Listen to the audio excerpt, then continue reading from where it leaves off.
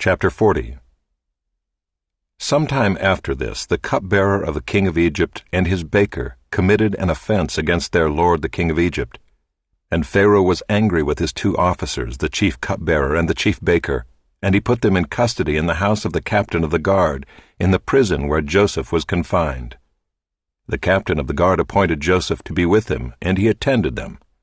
They continued for some time in custody. And one night they both dreamed, the cupbearer and the baker of the king of Egypt, who were confined in the prison, each his own dream, and each dream with its own interpretation. When Joseph came to them in the morning, he saw that they were troubled. So he asked Pharaoh's officers who were with him in custody in his master's house, "Why are your faces downcast today?" They said to him, "We have had dreams, and there is no one to interpret them." And Joseph said to them, "Do not interpretations belong to God? Please tell them to me." So the chief cupbearer told his dream to Joseph and said to him, "In my dream there was a vine before me, and on the vine there were 3 branches. As soon as it budded, its blossoms shot forth, and the clusters ripened into grapes. Pharaoh's cup was in my hand, and I took the grapes and pressed them into Pharaoh's cup, and placed the cup in Pharaoh's hand." Then Joseph said to him, "This is its interpretation. The 3 branches are 3 days. In 3 days Pharaoh will lift up your head and restore you to your office, and you shall place Pharaoh's cup in his hand as formerly, when you were his cupbearer.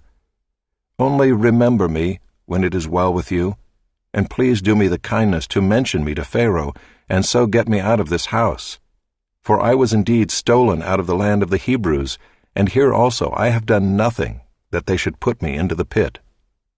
When the chief baker saw that the interpretation was favorable, he said to Joseph, "I also had a dream.